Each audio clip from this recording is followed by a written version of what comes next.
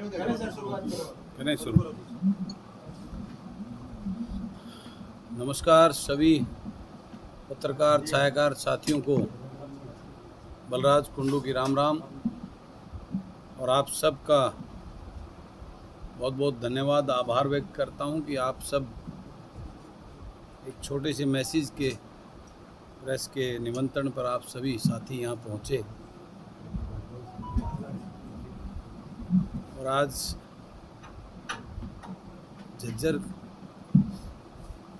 के इस दौरे के दौरान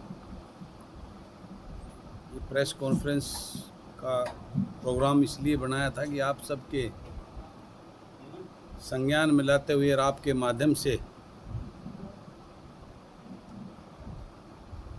इस प्रदेश को आज जिस प्रकार के दौर से गुजर रहा है उसकी चिंता करते हुए हमने पूरे देखा, पिछले जनवरी से मैं इस मुहिम पर निकला हुआ हूँ। पहले यात्रा निकाली थी, उसके बाद लोगों में अलग अलग क्षेत्र में जाकर लोगों के बीच में जाकर लोगों की राय और सरकार की कार्यशैली के ऊपर एक पूरा निष्कर्ष निकालने के बाद मैंने हरियाणा प्रदेश के जन सेवा की सोच के रखने वाले लोगों को पहले जन सेवक मंच के माध्यम से उनको इकट्ठा किया और फिर उन लोगों को प्रेरित करके उन लोगों को सारी प्रदेश की आज के हालातों पर चर्चा करते हुए उनको इस निष्कर्ष पर निकाला कि ऐसे दल की आज ज़रूरत है जो किसान, मजदूर, गरीब के उन दर्द को जानने वाला और उसके बीच का उसका बेटा बेटी जो पढ़ा लिखा हो और नई सोच का हो और जो राजनीति में जन सेवा की सोच लेकर आना चाहता हो। ऐसे युवाओं की भागीदारी राजनीति में बढ़ाकर इस प्रदेश की आज की लूट और झूठ की राजनीति को ख़त्म करने की मुहिम के तहत हमने हरियाणा जन सेवक पार्टी का गठन किया है। पिछले दिनों चंडीगढ़ में उसकी विधिवत रूप से उसके नाम रजिस्ट्रेशन होने के बाद घोषणा की थी और अब आने वाले 1 नवंबर को जींद में एक बड़ी रैली करके इस पार्टी का मैनिफेस्टो क्या होगा, ये पार्टी क्यों बनाई गई, इस पार्टी का रोड मैप क्या होगा और किस उद्देश्य को लेकर बनाई, वो सारी चीज़ें जनता के बीच में 1 नवंबर को जींद से आगाज करेंगे। और प्रदेश के युवा पढ़े लिखे जो ऊर्जावान किसान, मजदूर, गरीब के उन बेटा बेटी जो इस बात से वंचित रह जाते हैं, उनको कभी राजनीति में आगे बढ़ने का मौका नहीं मिलता, क्योंकि जितनी ये पार्टी और दल के नेता हैं वो अपने गुलाम और चाटुकारों को टिकट देकर विधानसभा और लोकसभा में लेके जाते हैं और जिसकी वजह से आज हालात ये बन गए हैं कि वो अपने प्रदेश के और अपने उन लोगों की जो वोट देकर उनको चुनते हैं, भेजते हैं, वो उनकी चिंता नहीं करते वहाँ जाकर। वो सिर्फ अपने नेताओं को और पार्टी को खुश करने की बातें वहाँ महज करते हैं और उसी का परिणाम है कि आज प्रदेश इस हालात पे पहुँच गया है। मेरे पास अभी फ़ोन आ रहे हैं, बड़ी बड़ी खरीद की बात कर रहे हैं प्रदेश के कृषि मंत्री, उप मुख्यमंत्री। मंडियों के अंदर लोग लाइन लगा के बैठे हैं। बाजरे को जो है ना उसकी भी ख़राब नस्ल है, इसमें ये कमी है, उसको करके वो मजबूर होकर 700, 800 रुपये में कम में MSP से बेचने को मजबूर है। कहीं पोर्टल काम नहीं कर रहा है, कहीं उनको टोकन नहीं मिल रहा। इस प्रकार से किसान को कितनी बुरी तरीके से परेशान किया जा रहा है। ये सारी व्यथाएं आज स्कूलों में टीचर नहीं है, उनको बंद किया जा रहा है। हॉस्पिटल में डॉक्टर नहीं है, उनका बुरा हाल है। हर वर्ग आज पीड़ित और परेशान है। सरकार के अंदर आज हर कर्मचारी, चाहे वो कलरक हैं या और किसी विभाग के हैं ओपीएस को लेके सड़कों में बैठे हैं, अपनी पे के स्केल को लेके सड़कों में बैठे हैं, आशा वर्कर हैं, सभी पीटीआई हैं, टीचर हैं, लेक्चरर हैं, हर वर्ग आज प्रदेश का आज सड़कों पर आंदोलन कर रहा है। आज ऐसा लगता है जैसे जंगल राज हो गया, आए दिन मर्डर, लूट और आलम ये हो गया, नशे में चरम सीमा पे पहुंच गया है प्रदेश, युवा बेरोजगारी में नंबर 1 हो गया, भ्रष्टाचार में नंबर हो गया है, महंगाई में नंबर 1 हो गया। आज प्रदेश में हाहाकार मचा हुआ है, कहीं से कोई न्याय की कोई उम्मीद जो है ना, एक गरीब आदमी तो बिल्कुल छोड़ चुका है कि उसको कहीं से कोई न्याय मिल सकता है। आज प्रदेश का हर वर्ग का इंसान इस प्रदेश को जो है ना सत्ता से बेदखल करने की एक मन के अंदर दृढ़ संकल्प ले चुका है, और उस संकल्प में आज वो एक विडंबना में भी है कि वो इसको बजाकर लाए किसको। ये भी एक बहुत बड़ी पीड़ा है। आज उनके सामने सिर्फ एक ही दल नज़र आता है, इसलिए कांग्रेस की बात करते हैं। लेकिन लोगों को पता है, जब मैंने उनसे बात करी, जो उनके बीच में गया, भाई ऐसा क्यों, तो कहते हैं और कोई दल नज़र नहीं आता। नहीं तो वही 9 साल पहले जिस कांग्रेस को इस प्रदेश के लोगों ने नकार कर, भाजपा जो बिल्कुल ही नहीं थी, उस भाजपा को एक उम्मीद के साथ लेके आए थे, लेकिन इस भाजपा ने इस 9 साल के कार्यकाल में उसी कांग्रेस को अच्छा करवाने का काम कर दिया। सारी सीमाएं लांघ दी इन्होंने, लूट और भ्रष्टाचार की इस प्रदेश को जाति पात के नाम पर और जहर घोलकर इसको बर्बाद करने के नाम पर। आज लोग बड़ी पीड़ा और विडंबना में हैं। उन लोगों को एक नया विकल्प देने की सोच, उनके बेटों को, युवाओं को राजनीतिक प्लेटफार्म देने के लिए हमने इस दल का गठन किया, ऐसे लोगों ने मिलकर, और इस हरियाणा जन सेवक पार्टी के माध्यम से 1 नवंबर को इस हरियाणा प्रदेश के लोगों को एक नया विकल्प देने का काम करेंगे। और उसी के क्रम में आज झज्जर के अंदर ये लोग मेरे पास, भाई राजेश्वर, ये बेटी बचाओ एक बहुत अच्छी समिति काम कर रही है, जो गरीब लोगों के बीच में जाकर उनको जागरूक करती है। ये भाई मेरी उस पार्टी उससे प्रेरित होकर ये खुद मेरे पास जो है ना वहाँ गए, मेरे ऑफिस में मुझसे मिले, और ये कार्यक्रम आज मांगा। और आज आपने देखा, वो मीडिया के साथी वहाँ भी गए हुए थे। करीबन 200-250 महिलाओं ने और इन सभी पूरी टीम ने आज हरियाणा जन सेवक पार्टी को ज्वाइन करने का काम किया है। ये पूरी लिस्ट मैं आप सभी को शेयर करूँगा जो वहाँ हमने बनाई है उसकी। तो ये आज एक इस प्रकार से डे बाई डे चलन, जो लोग पीड़ित और परेशान हैं, इन दलों से के ठगे हुए लोग, वो आज हमारी पार्टी के अंदर जुड़ रहे हैं। और 1 नवंबर को बहुत भव्य रैली करके इस प्रदेश को एक नया विकल्प देंगे। और आप सब मीडिया के साथियों से भी सहयोग की मैं कामना करता हूं कि इस मेरी मुहिम में, इस प्रदेश को बचाने की मुहिम में और राजनीतिक दलों की लूट और झूठ की इस राजनीति को ख़त्म करने में आप सभी का मैं सहयोग अपेक्षित करता हूं। आप इसमें मेरा सहयोग करेंगे, मेरी इन बातों को लोगों तक, जनता तक पहुँचाने में मेरी मदद करेंगे। कुंडू साहब, आपको बहुत बहुत बधाइयाँ हो एक नई शुरुआत के लिए। और मैं पूछना चाहूँगा कि आपकी पार्टी का जो निशान है वो क्या होगा? पार्टी का निशान ब्रदर, इसमें प्रोसेस होता है। पार्टी रजिस्टर्ड हुई है, अभी ऑनलाइन प्रोसेस किया है, वो आने वाले 2-1 महीने तक निशान मिल जाएगा। सभी पार्टियां कितनी सीटों किसी पार्टी से गठबंधन, एक सवाल। देखिए, पार्टी सक्षम होती है लोगों से, पार्टी की टीम के साथ में। हम अपनी टीम बना रहे हैं। और चुनाव लड़ने की जहाँ तक बात है, मैं चुनाव ऐसे नहीं किसी को टिकट बांट के चुनाव लड़ना नहीं, चुनाव में जीतने के उद्देश्य से ऐसे अच्छे लोगों को टिकट देंगे जो मेरी सोच के साथ, जिनका मैच करती हो, जिनकी समाज में उसकी एक पहचान हो, उसका एक अपना वजूद हो, लोग उसको चाहते हों, ऐसे लोगों को हम उतारेंगे। ऐसे नहीं टिकट बांट नंबर्स के हिसाब से। मुझे अगर 10 लोग अच्छे मिलेंगे, ईमानदार सभी के और जन सेवा की सोच वाले, तो 10 को लड़ाऊंगा। 20 मिलेंगे तो 20 को लड़ाऊंगा, 50 मिले तो 50 को लड़ाऊंगा, और 90 मिले तो 90 को लड़ाऊंगा। गठबंधन होने की उम्मीद है कोई? देखिए, अगर मैं कांग्रेस से कोई गठबंधन नहीं करूंगा, मैं बीजेपी से कोई गठबंधन नहीं करूंगा, जेजेपी से कोई गठबंधन नहीं करूंगा।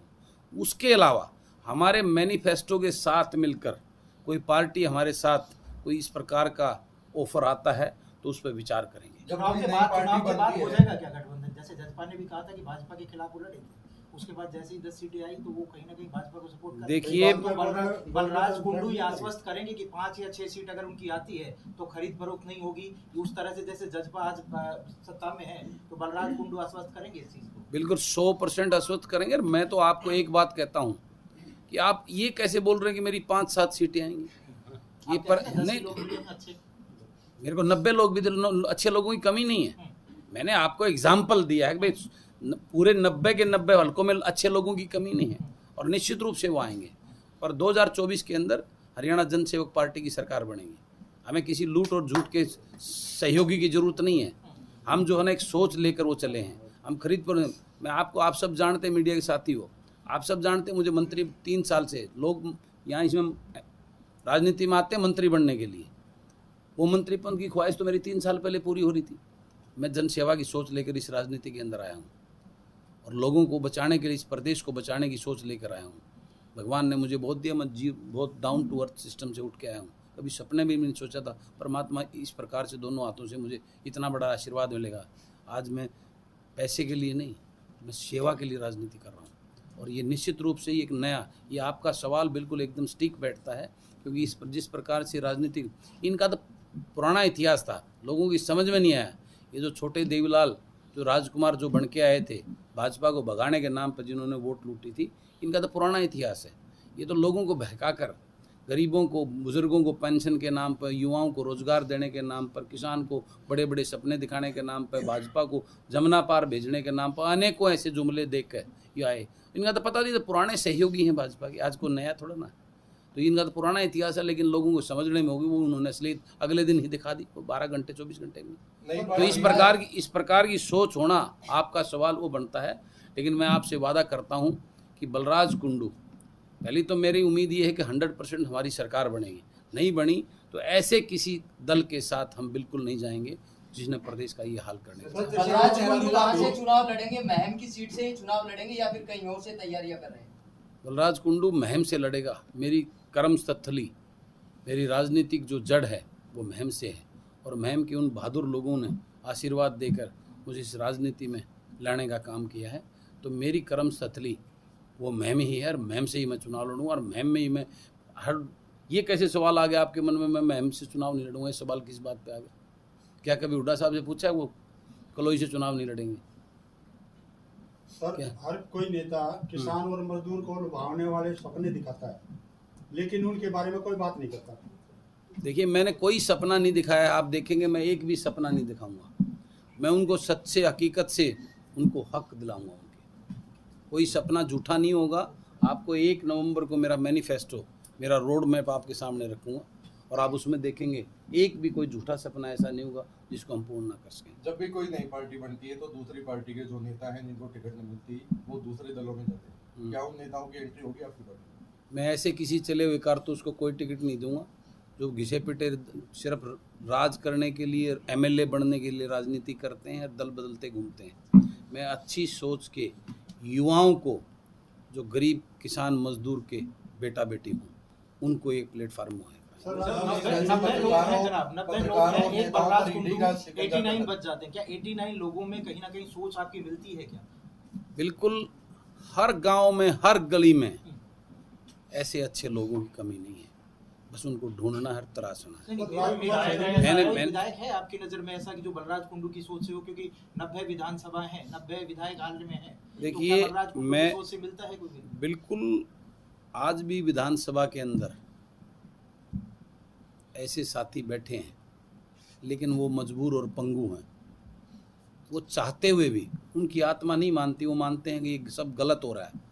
लेकिन इन आज की प्रथा राजनीतिक सिस्टम की वजह से, मैंने कहा ना, ये पार्टियां अपने गुलाम और चाटुकारों को, सिर्फ उन नेताओं को खुश करने की बात करती हैं। उनको किसी को अधिकार ही नहीं दिया कि वो विधानसभा में खड़ा होकर उस अपने लोगों की या जनता की आवाज़ को उठा सके। यही तो विडम्बना है, जिसको दूर करना, जिसको बदलना है। विधानसभा से पहले लोकसभा का चुनाव होना है जी, तो उसके लिए क्या तैयारी है? देखिए, अभी मेरी लोकसभा की कोई तैयारी मेरी नहीं है, लेकिन हमारा संगठन अभी बना रहे हैं। हम अच्छे लोगों को ले, जल्दबाजी नहीं कर रहे हैं। संगठन बनाने को तो आज ही लिस्ट जारी कर सकते हैं, लेकिन अच्छे लोगों को, उस सोच के बुद्धिजीवी लोगों को हम अपने संगठन में ले रहे हैं। उसकी घोषणा 1 नवंबर को करेंगे हम। और उसके बाद अगर कोई किसी लोकसभा में ऐसा कोई अच्छा चेहरा हमें मिलता है तो उस पर भी हम विचार करेंगे। ये नहीं है कि लोकसभा की हम बिल्कुल ही तैयारी नहीं कर रहे हैं। हम तैयारी पूर्ण रूप से, विधानसभा की तैयारी वही लोकसभा की तैयारी, लोकसभा में अलग थोड़ा ना करना है। उसमें तो हमारे को 9 लोग मिलेंगे, वो 9 लोग मिलकर एक के लिए काम करेंगे, वो तो और भी आसान होता है।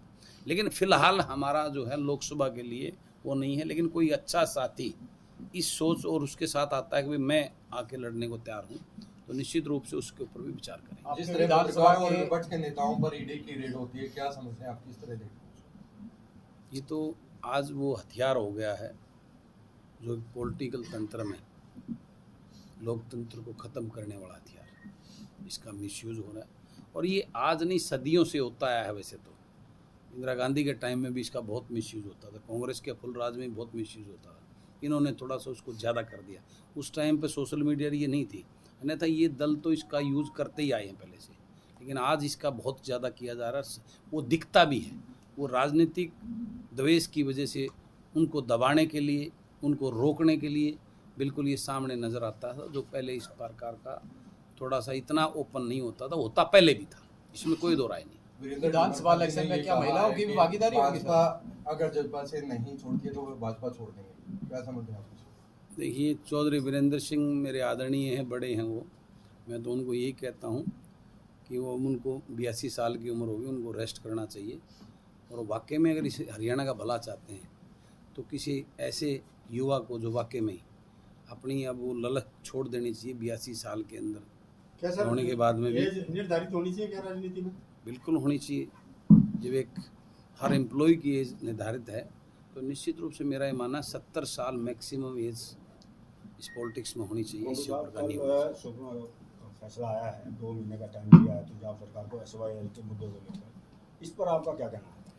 ये एक ऐसा राजनीतिक स्टंट है इस प्रदेश में, ये पिछले 30 साल से चला रहा है। और ये नहर तो पिछले 30 साल पहले बनी थी। हमारे प्रदेश के उन नेताओं ने इसको सिर्फ एक मुद्दा मात्र रखने के लिए जिंदा रखा है। ये ना तो अगर नियत होती तो ये तो बहुत पहले नहर बन के चालू होती और प्रदेश के लोग उसका लाभ। अभी भी ये मात्र एक चुनावी जुमला है। आज जो भाजपा इसकी बात कर रही है, थोड़े दिन पहले भाजपा की सहयोगी सरकार थी ना पंजाब में, क्यों नहीं करवाया? और आज जो सरकार बैठी है उस सरकार के लोग हरियाणा में भी अपना प्रचार प्रसार कर रहे हैं। क्या वो एजेंडा लेके आए हैं कि हमारी हरियाणा में सरकार बनाओ, हम पंजाब से आपको पानी देंगे? ये समझने की, लोगों को बेवकूफ़ बनाने की बात है। अब लोग इस बहकाव में नहीं आएंगे। अब 2 दिन से आप देख रहे होंगे तो सारी पार्टियां, वो राजकुमार जो हैं, वो छोटे देवलाल भी तरह तरह की बातें कर रहे हैं। वो चाहते तो उनके बाप दादा इस नहर को बनवा देते, लेकिन उनकी इच्छा ही नहीं है। वो सिर्फ एक पॉलिटिकल स्टंट मात्र है, इससे ज़्यादा कुछ नहीं है।